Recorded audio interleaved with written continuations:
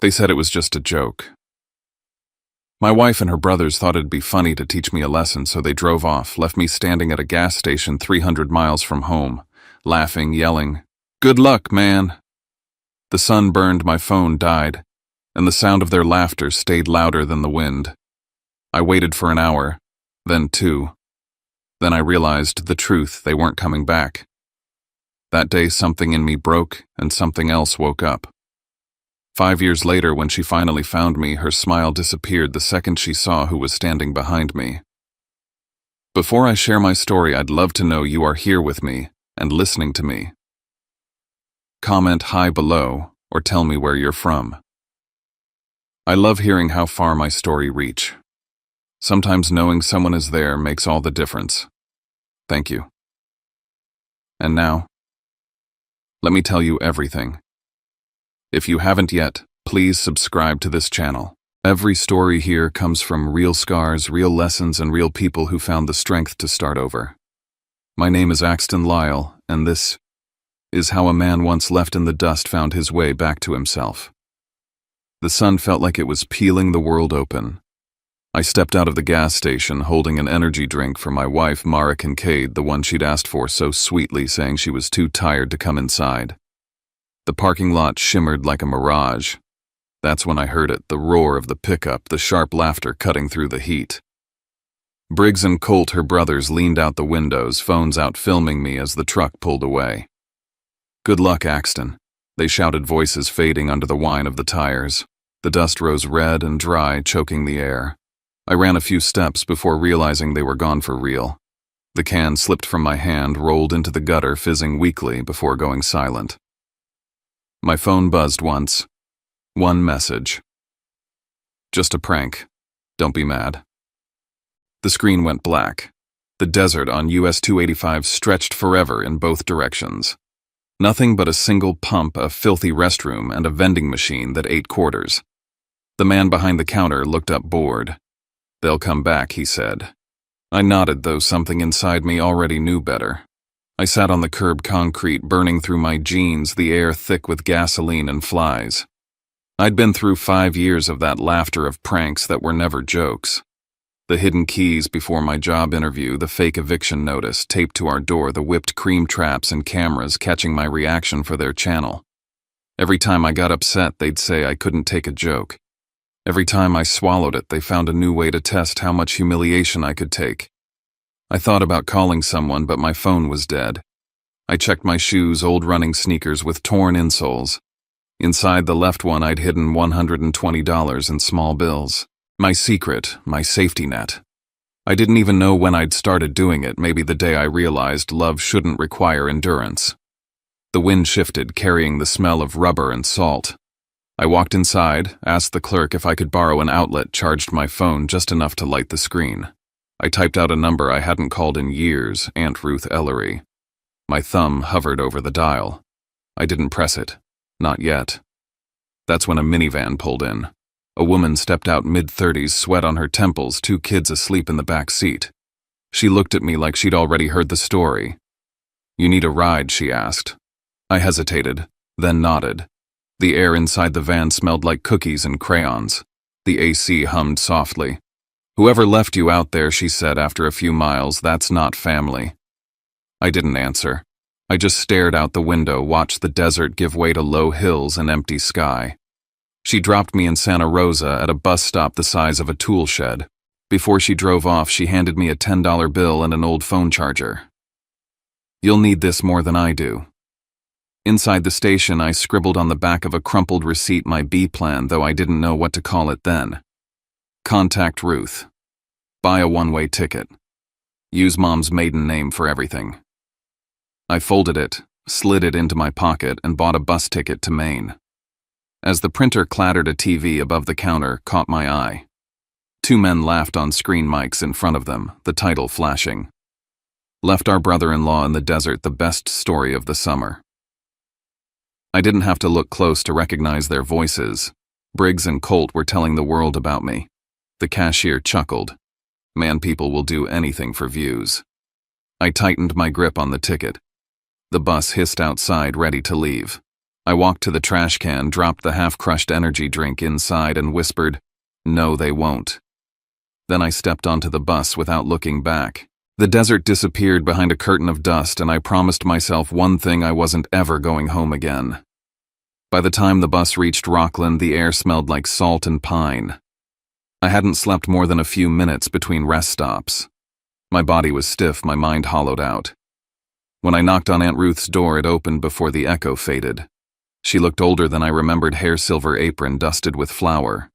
She didn't ask why I was there. She just said, "You hungry?" and pulled me into a hug that smelled like bread and lemon polish. I slept for nearly 20 hours. When I woke, sunlight poured through the window overlooking the harbor. The world felt smaller, gentler. Ruth was at the table knitting. Without a word, she slid an envelope across the table. Inside were a few $100s and a piece of paper with a name, Gloria Hatch. "She owns a diner down by the docks," Ruth said. "She needs help, and she doesn't ask questions." Gloria's diner looked like it hadn't changed since the 1960s. Vinyl booths, cracked at the seams, chrome counters, dulled by decades of elbows and coffee stains. Gloria herself was short, solid, with a voice like gravel and a heart that didn't bother pretending. "We pay cash," she said after a quick look. "Don't bring trouble here and we'll get along fine."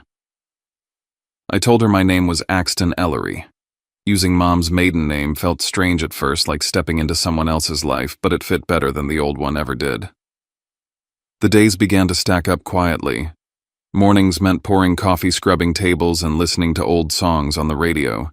Evenings meant walking the docks, letting the smell of the ocean rinse away the dust that still clung to me from New Mexico. I wrote in a notebook every night. The boundary book, I called it. Each page held a rule I owed myself. No one gets to decide what's funny at your expense. No one gets a second chance to humiliate you. Sometimes Ruth would sit beside me on the porch, sipping sweet tea, saying nothing. The silence didn't hurt here. It healed. Yet even peace can feel fragile. One night, as fog rolled in from the bay, headlights crawled slowly down the street. A dark SUV idled outside our fence. I froze, heart pounding, until the engine moved on. Maybe just a lost tourist, I told myself. But Ruth, watching from the window, said quietly, "When people lose control over you, they come back to make noise." Later that week, I sat at the diner counter after closing, scrolling through YouTube to drown the thoughts.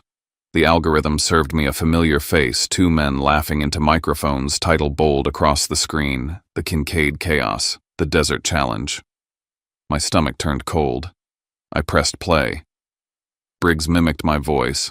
Colt added sound effects, their audience roaring with laughter in the comments. In the description box, a sponsorship link glowed. "Thanks to this month's viral hit, we've tripled our ad revenue." I closed the phone slowly, the screen reflecting the diner's neon sign flickering, "Open," though the doors were locked. For the first time since I left, I didn't feel lost. I felt steady. I knew what I was looking at. They hadn't just abandoned me for fun, they'd monetized my pain. I looked at my reflection in the window, the faint outline of a man no longer stuck in the dust. I whispered, "You have no idea who I'll be when you find me again." Then I turned off the lights, locked the door, and walked home through the fog toward the house with the blue door that finally felt like mine. It was one of those gray afternoons when the sky couldn't decide if it wanted to rain or quit. The diner was nearly empty, just the buzz of the old neon sign and the smell of fryer oil clinging to everything. I was wiping down the counter when the door chimed. The man who stepped in looked like he'd been dragged through a storm, towel soaked through, one hand pressed to his side. For a second, I thought he was drunk. Then I saw the blood. He stumbled once, caught the edge of a booth, and tried to say something that never made it out. My body froze before instinct took over. I grabbed a towel, pressed it to the wound, and shouted for Gloria to call 911. He gripped my wrist, eyes burning through the haze, and whispered one word, "Thanks." His hand trembled, then went slack. When the paramedics arrived, they moved fast, lifting him onto a stretcher as I stood in the doorway, rain pelting the windows, red streaks glistening on the tile where he'd fallen. 3 days later, he came back. Same coat cleaner this time, a limp in his walk, but steady eyes. He chose a corner booth facing the sea and ordered black coffee. "You're the guy from the diner," I said, and he nodded. "You okay?" He answered quietly. "Getting there." That became our rhythm, few words, simple gestures. He helped Gloria fix the leaking sink, then showed up one evening at my aunt's house to repair the front door that had been sticking since winter. "Can't stand a door that doesn't open when you need it to," he said with a small grin. When the storm hit that week, he came by again, soaked to the bone. Aunt Ruth opened the door, handed him a towel like he was family. "Stay till it passes," she said. I made tea, handed him a mug, and we sat at the kitchen table listening to rain on the roof. I didn't ask what happened to him. He didn't ask why a man like me had ended up working in a small-town diner under another name. It felt like an agreement, silence as shelter.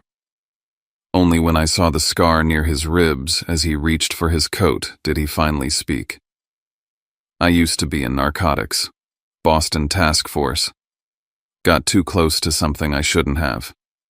My partner sold me out." He said it like a fact, not a confession. I told him I was sold out too. Different battlefield. He looked at me a long moment, then nodded once like he understood. After that night, Reeves started noticing things, how I double-checked locks, how I paused whenever headlights slowed outside. One morning he said, "You need better locks and a camera. Fear's not a weakness, it's information." We went to the hardware store together. By dusk, there was a cheap motion camera above the porch and new deadbolts on both doors. For the first time in years, I slept without waking every hour. A few nights later, I tested the camera feed on my phone. The screen flickered grainy in the dark. For a second, I thought it glitched, then I saw it. A tall figure standing across the road, motionless, head slightly bowed. The face was just a blur, but something in the posture, the tilt of the shoulders, the lazy slouch pulled me backward in time. It looked like Colt. I blinked and the shape was gone. Aunt Ruth said maybe it was a neighbor walking his dog. Reeve just stared at the screen and murmured, "That wasn't random." The next afternoon, Gloria handed me a stack of receipts from the diner's old card reader, asked me to drop them at the post office. On one slip, I noticed a line that didn't belong, KC Media. Affiliate payout. When I asked her about it, she shrugged. Probably some ad network. Podcasts make a killing these days. My chest went cold. That name, KC Media, was burned into me. They hadn't just turned my humiliation into content. They'd built a company from it. That night, I sat at my desk and opened my Boundaries notebook. I wrote one more line, pressing hard enough to tear the page. "I am not anyone's punchline." Outside the window, Reeves stood under the porch light, the ocean behind him, his eyes on the horizon like he was guarding something unseen. For the first time since the desert, I believed someone would stand behind me, not to push, but to hold me steady. 8 months had passed since I arrived in Rockland. Fall was settling in, the kind that smelled like sea salt and rusted leaves. The diner was quiet that morning. Fog pressed against the windows, muting the world. I was wiping down the counter when one of the younger servers laughed and called me over. "You gotta hear this," she said, phone in hand. From the tiny speaker came the unmistakable voices of Briggs and Colt. The gas station challenge, they called it. They described every second how I'd walked out holding that energy drink, how they'd filmed my face as the truck pulled away, how my wife laughed so hard she nearly dropped the camera. The people in the diner chuckled along, not knowing they were laughing at me. I froze mid-motion, cloth dripping soap onto the counter. My body went numb, blood rushing in my ears. That night, the clips spread everywhere. Twitter, Reddit, TikTok. Half the world thought it was cruel. The other half thought it was hilarious. My face wasn't shown, but my name didn't matter. Someone always recognized the story. The comments were worse than the video. "He's too sensitive." "It's just a prank, bro." "She's hot. He's lucky she even stayed with him." I watched it all in silence until my chest ached. Then I remembered Mara's words years ago, her tilted smile when I tried to explain how it felt. "You just take everything too seriously." But this time I saw it for what it was. She hadn't been caught up in their games. She was part of them. The next morning, a new video dropped, footage from inside the truck never shown before. Mara's voice said, laughing, "Let's leave him 10 minutes. He'll freak out." The others agreed, joking about how good it would look on camera. I felt sick. It hadn't been spontaneous. It was scripted cruelty. By evening, they released another clip, reaction from the wife. It showed Mara pretending to cry while watching the footage, then laughing halfway through. Axton just misunderstood, she said. We were a fun family. He didn't get our humor. She twisted the wedding ring I'd given her as she spoke, a little sparkle for the camera. Her performance earned 2 million views in a day. That night, Reeves sent me a message with a link. It led to a business registry, KC Media LLC. The electronic signature on the document stopped me cold. Mara Kincaid, co-founder. She wasn't a bystander. She was a partner in profit. The air in the diner the next morning felt heavy. Customers whispered about the podcast. Some defended it. Some called it abuse. I moved through the motions, pouring coffee, taking orders, while the laughter from that clip echoed through every space in my head. When I stepped outside for air, the ocean roared against the rocks, a sound as endless as their voices. I put on my headphones not to block it out, but to hear it clearly. The wind, the surf, the remnants of their laughter tangled inside the static. Then I whispered to myself, the words tasting like iron on my tongue. If they ever come back, I won't run again. I sat there until the fog swallowed the last line of shore, until all I could see was gray and the faint reflection of a man who had once been abandoned in the desert and had finally stopped waiting for the truck to return. The wind that night had the sound of teeth, sharp and constant, biting through the walls of Ruth's old house. I woke to a noise that didn't belong. A soft click, then another. The back door. I slipped out of bed, the floor cold beneath my feet. The hallway was dim, the only light from the porch lamp bleeding through the glass. The lock was half turned. I reached for it just as Reeve appeared from the living room, flashlight in hand. He motioned for silence. Together we pushed the door open. The rain had turned the yard into mud. On the porch boards, a single footprint wide deep, the tread of a hiking boot. Reeve crouched down and studied it under the beam. Too big for a delivery guy, he murmured. The rain hissed harder, erasing the print as we watched. I didn't have to say it. Colt wore boots like that. Always did. By morning, the air smelled like metal and wet pine. Reeve brewed coffee while I sat at the table watching the screen from the porch camera. He'd already downloaded the footage. At 1:37 a.m., a figure appeared at the edge of the light, tall, holding up a phone. He didn't move, didn't speak, just recorded. 37 seconds. Then he was gone. The resolution was poor, but when the figure turned, the flash of white on the jacket's collar was clear enough to read KC Media. My stomach dropped. They weren't just looking for me. They were collecting content. That afternoon, Aunt Ruth found an envelope in the mailbox, no name, no address. Inside was a photo me taken from across the street while I was wiping tables at the diner. Across the bottom, written in red marker, it said, "Good to see you, buddy." The handwriting had that same hard, angled stroke Briggs used when signing his autograph on their merch. I brought it inside, set it on the counter. "It's him," I said. Reeve examined it quietly, then looked up. "I know that handwriting." He told me the truth that night. Years ago, before his world collapsed, he'd worked an internal case connected to KC Media. He'd traced ad fraud and money laundering through shell companies owned by Briggs Kincaid. When I got close, he said they planted evidence to make me look dirty. My partner flipped, took their payoff, and I took the bullet meant to end it. He lifted his shirt just enough for the scar to catch the kitchen light. Guess we both have history with the same devils. The rain came back by evening, hammering the roof like it wanted in. Reeve was at the computer scanning networks, checking where the video files had been uploaded from. I sat beside him watching lines of code flicker past my hands, tight around a mug gone cold. A news alert popped up on his screen. Boston office worker hospitalized after workplace prank gone wrong. The name hit first: Haley Dorsey, a 24-year-old analyst. Someone had rigged her desk to explode with foam, and air horns filmed it for a reaction challenge. She'd had a seizure from the shock. The article mentioned a channel, KC Media Partners. Reeves' voice was low. "They've started again. Outside, thunder rolled over the water deep and close.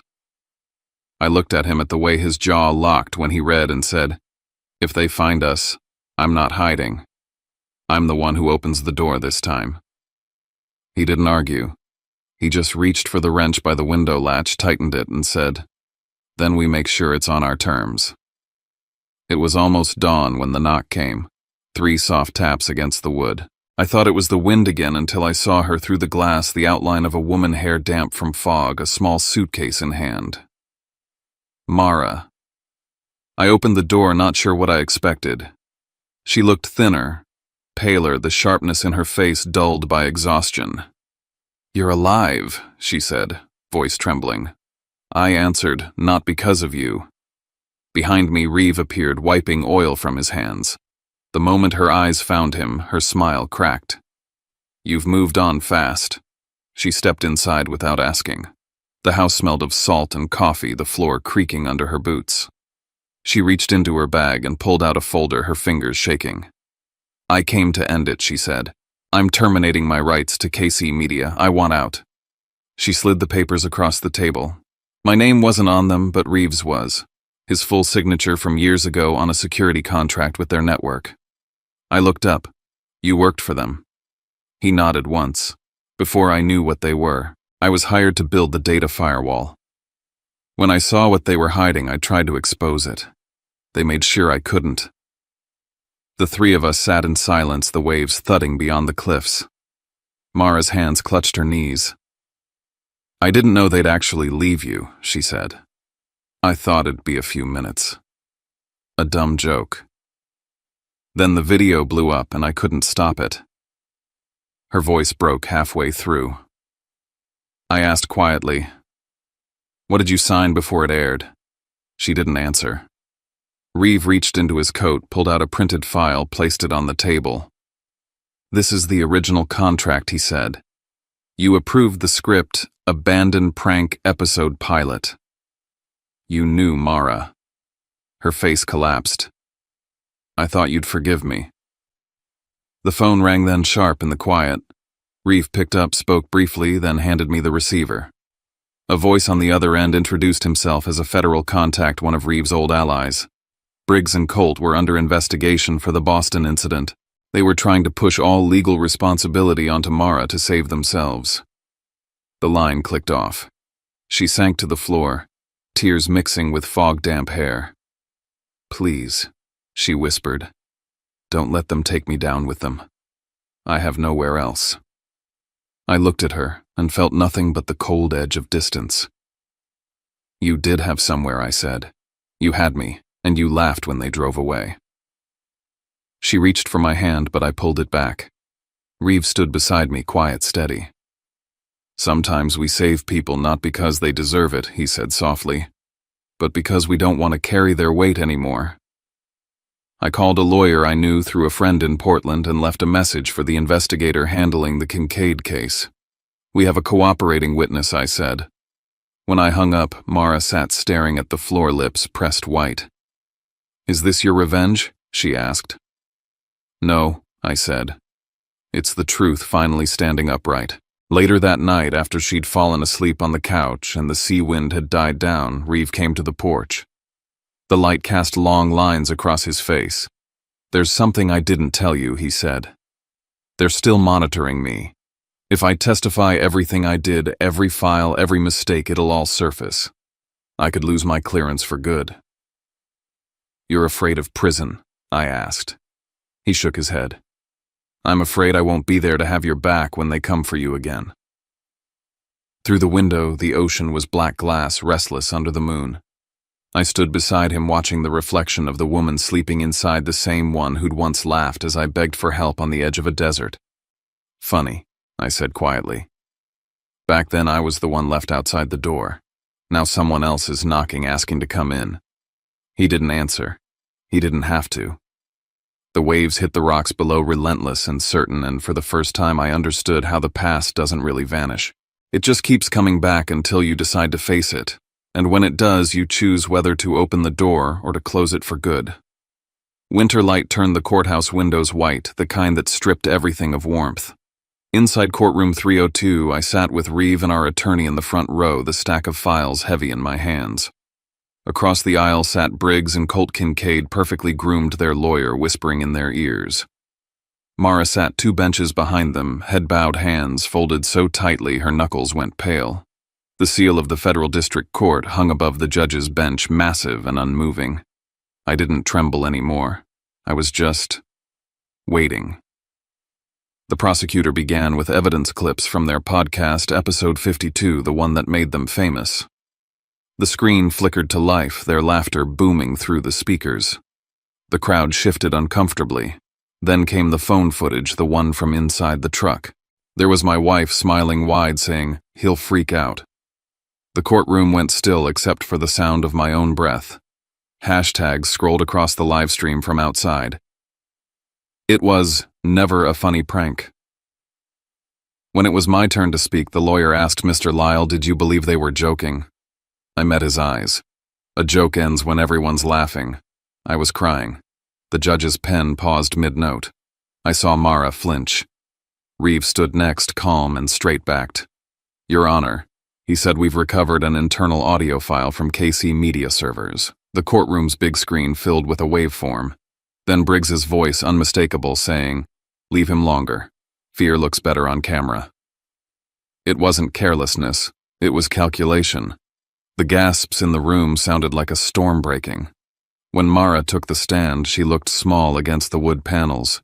Her lawyer guided her through a statement about coercion and financial dependence. She said she'd been pressured, that she never wanted to sign. Then their side presented something unexpected, a handwritten letter. My handwriting. A letter I'd written years ago and never sent. Reeve had found it in an old suitcase. I'd written about forgiveness, about hoping she'd grow into the woman she pretended to be. The letter trembled in her hands. Reeve leaned close and whispered, "I kept it because I needed to remember what kind of man you were." I didn't know if that was mercy or cruelty. Then KC Media's attorney turned on Reeve. "Mr. Donovan," he said, "isn't it true you were once on KC Media's payroll?" Reeve didn't dodge. "I was," he said evenly.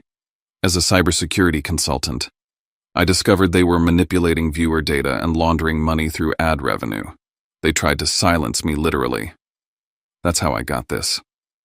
He touched the faint line under his ribs. The press in the back scribbled faster. Cameras clicked. The case had become national news, a trial about exploitation ethics and what entertainment costs the soul. Finally, the prosecutor produced the last exhibit, a transfer statement from KC Media's account to Mara Kincaid, labeled "Performance Bonus, Abandon Episode." The number under it was sickeningly high. Mara's composure shattered. "I didn't want the money," she cried. "I just didn't know how to stop it." But the record didn't lie. The judge's gavel fell once sharp. The court finds sufficient evidence to proceed with full criminal charges, emotional abuse for profit, invasion of privacy, and unlawful monetization of human distress. Briggs and Colt were taken into custody. Reporters swarmed the hallways shouting questions that didn't deserve answers. As I stepped outside, the flash of cameras caught on the snowflakes that had just begun to fall. Mara called out, "Axton, please tell them I'm sorry." I turned to her, meeting her eyes one last time. "You're not sorry," I said quietly. "You're mourning what you lost." Then I walked away. Reeve was beside me, silent, steady. The city lights reflected off the snow, pale and cold. Justice, I thought, doesn't roar. It settles like winter quiet, heavy absolute. 3 months later, the wind off Rockland Harbor carried salt and calm. Aunt Ruth's house had become mine. The porch boards creaked the same, though the fear that once hid in every sound was gone. The morning mail waited on the table, bills, flyers, and a letter from Mara forwarded from the correctional center. I unfolded it slowly. She wrote that she was part of a rehabilitation program, that she'd accepted responsibility and wanted to make amends through truth. She said, "You have every right to hate me. But don't forget their laughter was my applause." I folded the letter, laid it on the counter beside the old contract bearing her signature, then carried both outside. The sea breeze stung my face as I held a match to the paper. It curled and blackened the ash carried out over the gray water. Reeve and I had spent the last few months turning Gloria's old diner into something new, a place we called Ellery Harbor. A small center for people scarred by humiliation bullying or the cruelty of online games disguised as humor. We kept the coffee free, the doors unlocked, the questions minimal. Above the counter hung a sign Reeve carved himself. "You're not the punchline." Some mornings we'd get fishermen, sometimes quiet teenagers, sometimes no one at all. But every cup poured felt like something being rebuilt. One evening as the sun dropped behind the pier, Reeve leaned against the doorway and asked, "You ever think about how, if they hadn't done it, you'd still be there laughing along?" I looked at the horizon, the faint outline of a trawler moving through fog. "Maybe," I said, "but sometimes you need to be left behind to find your own road out." The radio hummed from the counter, a local broadcast reading the latest headlines: Briggs and Colt Kincaid sentenced to prison. KC Media dissolved by court order. The case, the anchor said, had become a benchmark in the fight against toxic entertainment. I reached over and turned the dial off. I didn't need the rest. The world already knew what I'd learned the hard way, that cruelty isn't comedy and humiliation isn't content. Later, walking the beach, I thought of that day in the desert. The heat, the dust, the echo of their laughter. The message on my screen. Just a prank. 5 years ago, that moment had ended everything I thought I was. Now, standing under a sky washed clean by sea air, I realized it had only begun something truer. I whispered to the wind. They said, "Good luck." I say it back now, and I mean it. The gulls wheeled overhead. From behind me, Reeve's voice. "You ready to head back?" I nodded. We climbed the hill toward the house. From the porch you could see the whole harbor, the light shimmering on the waves like memory made gentle. I felt his hand rest briefly on my shoulder, wordless grounding. In my head, I heard the line I'd been avoiding for years. I used to be the story they laughed at. Now I spoke it out loud. When the laughter stops, I said, some of us are still standing. The camera, if there'd been one, would have caught the last of the ash floating into the air, the sea below, swallowing the remains of a life built on humiliation.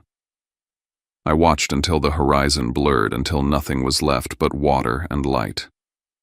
"I'm not the one left behind anymore," I said softly. "I'm the one who walked away." And for the first time, the silence that followed felt like peace. There's a strange kind of peace that comes after you've been broken in public, after the world has laughed at you, pointed, replayed your pain for clicks, and then moved on like it never mattered. You stop waiting for apologies that will never come.